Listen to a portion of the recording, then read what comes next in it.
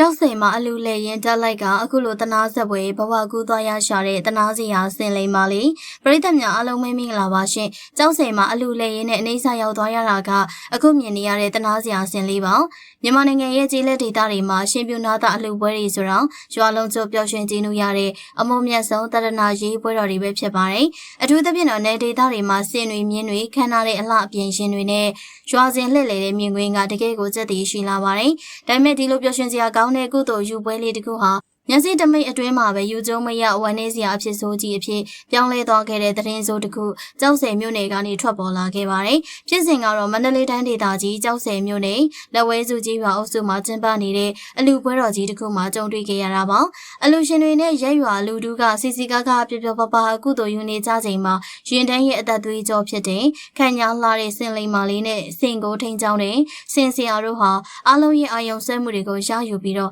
တင့်တယ်စွာနဲ့လှည့်လည်ဖျော်ဖြေပေးနေခဲ့ပါတယ်။ဒါပေမဲ့လန်ခရီးတနေရာအရောက်မှာတော့ဘယ်သူမှကြိုတင်မတွေးထားတဲ့အန်ဒီရဲ့တခုနဲ့ရင်ဆိုင်လိုက်ရပါတယ်။လမ်းပေါ်မှာတွေ့တန်းထားတဲ့လျှက်စစ်တန်းအားကြိုးတွေနဲ့အမြင့်မလွတ်ပဲစင်လိမ်မာလေးမတော်တဆညှိတွယ်မိရာကနေအားလုံးကိုထိတ်လန့်တုန်လှုပ်သွားစေခဲ့ပါတယ်။လျှက်စစ်အန်ဒီရဲ့ဆိုတာလျှက်တစ်ပြက်ပါပဲ။တကြိုးနဲ့ညှိမိတဲ့အချိန်မှာတည်းစင်လိမ်မာလေးရောသူ့ကိုအနီးကပ်ပြုစုဆောက်ရှောက်လာတဲ့စင်စီယာပါ။အခင်းဖြစ်ပွားရာနေရာမှာတည်းအသက်ဆုံးရှုံးသွားခဲ့ရရှာပါတယ်။စင်တကောင်နဲ့စင်စရာစင်ထိန်ဆိုတာရေနဲ့မြေလို့တားဖရီလို့တန်ရောစင်အလုံးကြီးမာတာပါ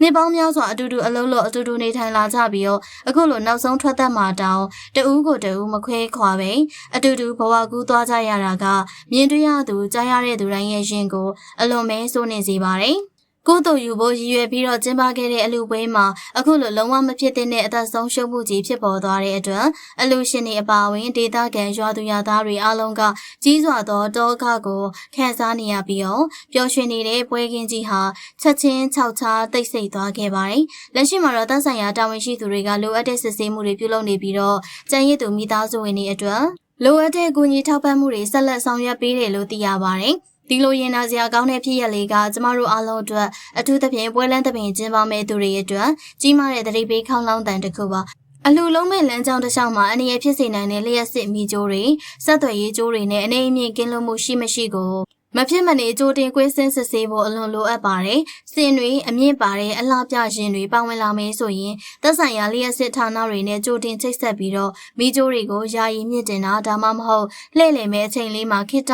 ခဏဓာတ်အားဖြတ်တောက်ထားတာမျိုးတွေကြိုတင်လှုပ်ဆောင်ထားသင့်ပါတယ်။မတော်တဆဆိုတာကြိုတင်ကောက်ွယ်မှုအားနည်းတဲ့အချိန်မှာအချိန်မရွေးဝင်လာတတ်တာကြောင့်ပျော်ပွဲရှင်ပွဲတွေမှာအနေရကင်းရှင်းရေးအတွက်ပထမဦးစားပေးနေနဲ့ထည့်သွင်းစဉ်းစားကြဖို့အထူးပဲလိုအပ်ပါတယ်။ကဲပရိသတ်ကြီးတို့ရောအလူပွဲမှာကုသိုလ်ယူရင်းနဲ့မမျှော်လင့်ပဲဘဝတစ်ပါးကိုအတူတူကူပြောင်းသွားခဲ့ရတယ်။စင်စရာနဲ့စင်လိမ်မာလေးတို့အတွက်ကောင်းရာသူကတိရောက်ပါစေလို့မှတ်ချက်မှာဆုတောင်းမြတ်တာလေးတွေပို့သခဲ့ပါအောင်နော်။နောက်ပွဲလန်းတပင်တွေမှာအခုလိုဖြစ်ဆိုမျိုးထပ်မကြုံရအောင်ဘလို့ကြိုတင်ပြင်ဆင်မှုတွေလုပ်တင်နေလို့ထင်လဲဆိုတာဝင်ရောက်ဆွေးနွေးပေးပါအောင်ရှင်။ကြည့်ရှုပေးရတဲ့အတွက်အားလုံးကိုကျေးဇူးတင်ပါတယ်ရှင်။